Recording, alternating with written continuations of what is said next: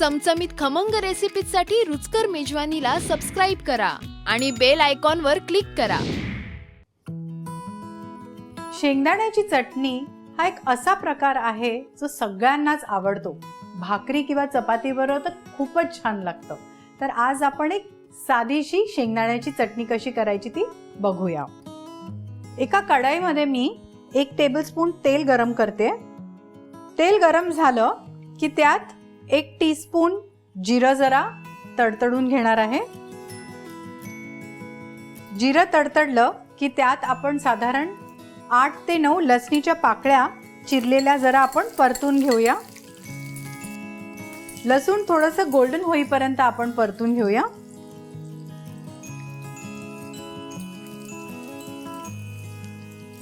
लसूण पण छान आपली गोल्डन झालेली आहे।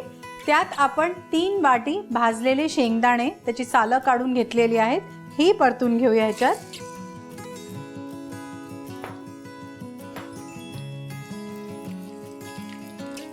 हे साधारण आपण 2 ते 3 मिनिटं परतून घेऊया।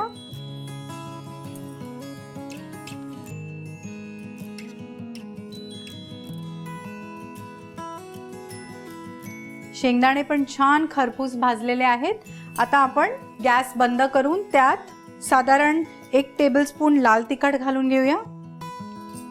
अर्धा लिंबा एवढा चिंच,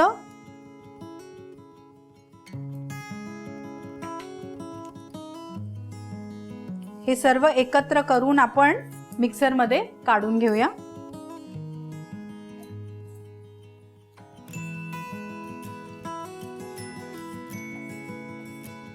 हे जर आपण थंड होईपर्यंत थांबूया।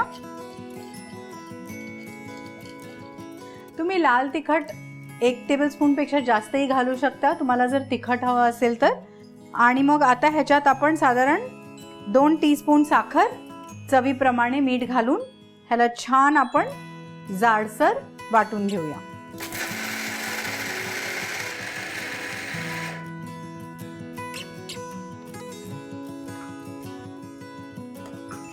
ही चटणी वाटताना एकच लक्षात घ्या की जास्त वाटायची नाहीये, आपल्याला ही चटणी थोडीशी कोर्स किंवा जाडसरच हवी आहे।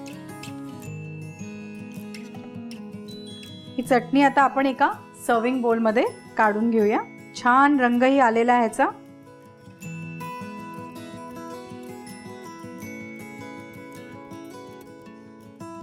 ही शेंगदाण्याची चटणी तुम्ही भाकरी किंवा चपाती बरोबर खाऊ शकता। रेसिपी फारच झटपट आहे, तर ही नक्की तुम्ही ट्राय करा आणि मला कळवा। अशाच झटपट रेसिपीजसाठी रुचकर मेजवानीला सबस्क्राइब करा।